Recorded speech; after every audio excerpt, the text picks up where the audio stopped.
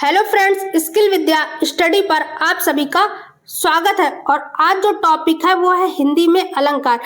अलंकार की परिभाषा हो गई और अनुप्रास, यमक अलंकार, श्लेष अलंकार, सबके एग्जाम्पल देखने वाले हैं। और आपके एग्जाम में ऐसे आते हैं कि एक आपको एग्जाम्पल दे दिया जाएगा, ठीक। एग्जाम्पल देने के बाद और पूछ लिया जाएगा कि अनुप्रास है, यमक है, श्लेष कौन सा अलंकार है। तो ऐसे समझेंगे कि अगर आपके एग्जाम में अलंकार से प्रश्न आते हैं तो आप वहां से क्वेश्चन निकाल ले। 2 या 3 नंबर के आपके यहाँ पर प्रश्न देखने के लिए मिलते हैं हमेशा आपके एग्जाम में। तो चलिए स्टार्ट कर लेते हैं अलंकार को। और यहाँ पर अगर आपने चैनल सब्सक्राइब नहीं किया तो चैनल सब्सक्राइब करके बेल आइकन को प्रेस करना ना भूलें। देखिए, सबसे पहले तो जान लीजिए कि अलंकार का अर्थ क्या होता है। देखिए, अलम प्लस कार। देखिए, अगर आपको मिल जाता है कि अलंग प्लस कार, अलंकार का अर्थ होता है, इसको कहते हैं आभूषण या गहना। काव्य की शोभा बढ़ाने वाले तत्व को कहते हैं अलंकार। एक स्त्री के लिए आभूषण या गहना उसका क्या होती है, उसकी शोभा बढ़ाती है। तो इसी तरीके से काव्य की जो शोभा बढ़ाती है वो क्या बढ़ाते हैं, अलंकार बढ़ाते हैं। याद रखिए कि अलम प्लस कार अगर मिल जाता है तो अलंकार का अर्थ होता है और आभूषण या गहना कहते हैं। देखिए, अलंकार की बात करें तो इसको 2 भागों में बांटा गया है। 2 भागों में बांटा गया है। जब सबसे पहले शब्द हो गया, अर्था हो गया आपका, ठीक। जिसमें से शब्द अलंकार की बात करें तो अनुप्रास, यमक, श्लेष, ठीक, ये इंपॉर्टेंट आपके।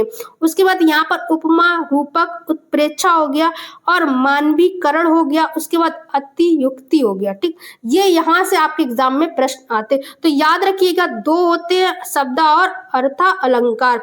अब जान लेते हैं शब्द के अर्थ अलंकार कौन से होते हैं और अर्थ के अलंकार कौन से होते हैं। देखिए, अर्थ अलंकार का सबसे पहले है उपमा अलंकार। देखिए, उपमा अलंकार में अगर आपको मिल जाता है योजक चिन्ह, ठीक, उसके बाद आपको मिलता है सा, सी, से, ठीक, आए तो उपमा अलंकार होगा। आपको सा, सी, से आए तो उपमा अलंकार होता है, ठीक है।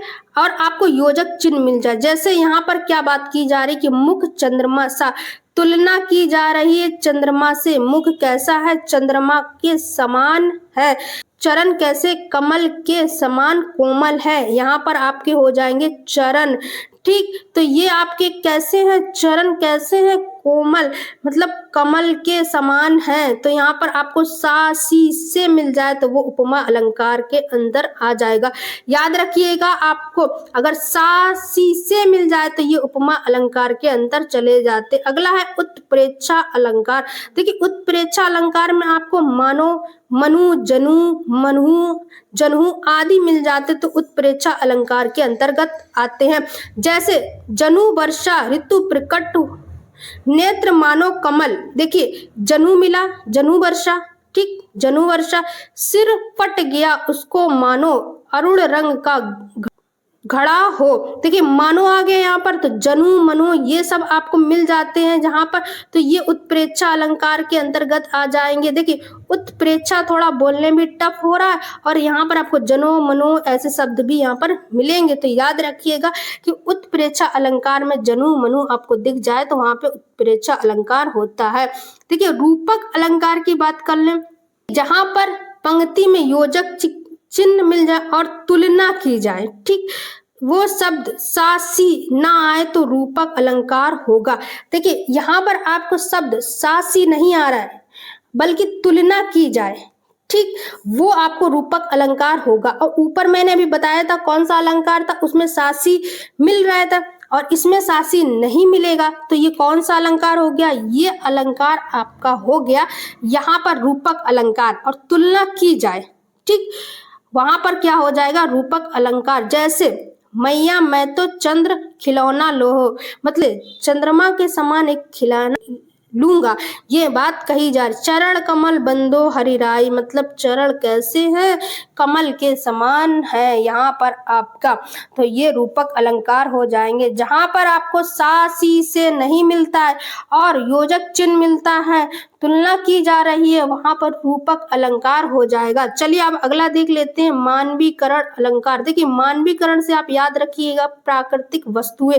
जब प्राकृतिक वस्तुएं, पेड़ पौधे, बादल आदि मानवीय भावनाओं होने का वर्णन हो, मानव सजावट तथा मानवीकरण अलंकार होता है। देखिए मानवीकरण से आप याद रखेंगे कि मानव संसाधन, ठीक, मानव संसाधन कौन से होते हैं, जो प्राकृतिक से प्राप्त होते हैं, तो ऐसे भी आप याद रख सकते हैं। जैसे फूल हंसे कलियां मुस्काई, देखिए फूल हंस रहे हैं और कलियां क्या हो रही हैं, मुस्कुरा रही हैं, तो मानवीकरण अलंकार हो जाएगा। सागर के उर पर नाच करती लहरें मधुर गाना, देखिए सागर पर नाच कर रही हैं, कैसी मधुर गाना, तो मानवीकरण से आप याद रखिएगा मानव द्वारा प्राप्त चीजें, और मानव कैसे प्राप्त करता है, प्राकृतिक से, तो यहाँ पर आपको प्राकृतिक वस्तुएं दिखाई देंगी। चलिए अगला है अतियुक्ति अलंकार।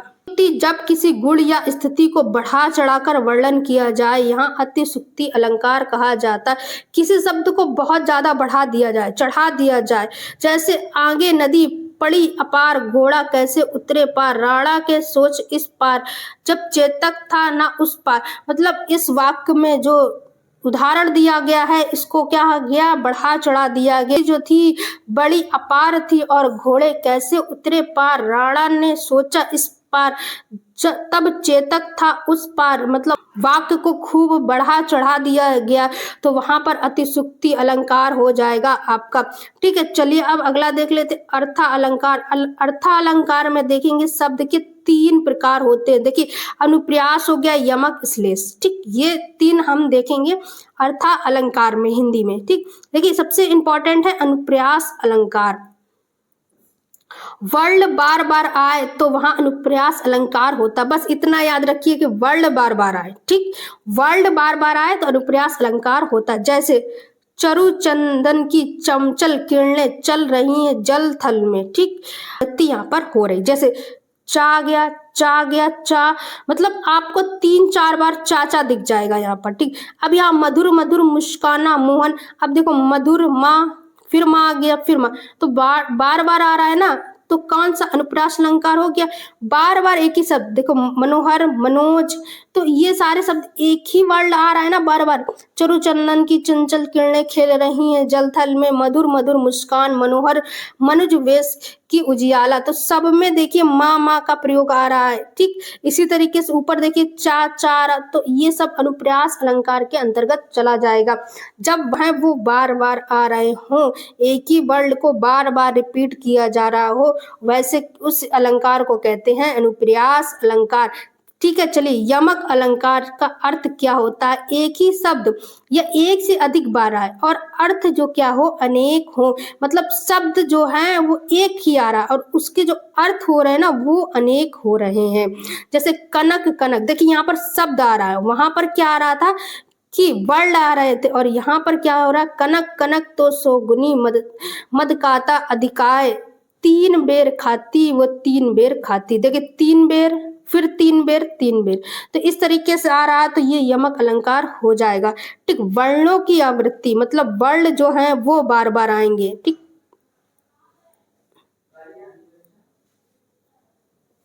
वर्ड बार बार, जैसे कनक यहाँ पर 2 बार आया, वहीं 3 बेर खाती 3 बार यहाँ पर 2 बार आया हुआ है। चलिए अगला देख लेते हैं श्लेष अलंकार। देखिए एक शब्द के अनेक अर्थ हो, मतलब शब्द एक हो और उसके अर्थ जो है वो अनेक कर दिए जाए। जैसे रैमन पानी रखिए बिना पानी सब सून, पानी खाए न उबरे मोती मानस चून। देखिए क्या है इसका अर्थ, पानी का पहला अर्थ मनुष्य, ठीक, एक यहाँ पर पानी है, इसका अर्थ क्या है, मनुष्य। जब इसका मतलब विनम्रता है, रहीमन रहे मनुष्य हमेशा विनम्रता, पानी होना चाहिए। पानी का दूसरा अर्थ है आभा, तेज। देखिए वहीं जो दूसरा अर्थ है वो है आभा और तेज, चमक। ठीक, इस तरीके से आपका यहाँ पर क्या हो गया, श्लेष अलंकार हो गया। देखिए दूसरा समझ लीजिए, सुबरन को ढूंढत फिरत कभी ब्रह्मचारी चोर। देखिए यहाँ पर सुबरन शब्द 3 अर्थ देता है, ये सुबरन शब्द है, यह 3 देता है। कवि के लिए सुंदर अक्षर, और ब्रह्मचारी के लिए सुंदर रूप, और चोर के लिए यहाँ पर सोना। ठीक, तो 3 अर्थ निकल रहे हैं। तो यहाँ पर आपके जिस वर्ड में 3 अर्थ निकलते हो या अलग अर्थ निकलते हो तो उसे श्लेष अलंकार कहते हैं। तो यहाँ से आपका टॉपिक कंप्लीट होता है अलंकार से। ठीक है, तो अलंकार जो टॉपिक है वो इम्पोर्टेंट है। वीडियो आपको कैसी लगती है मुझे कमेंट करके जरूर बताएं, और सब्सक्राइब जरूर कर लें। Thank you for watching the video.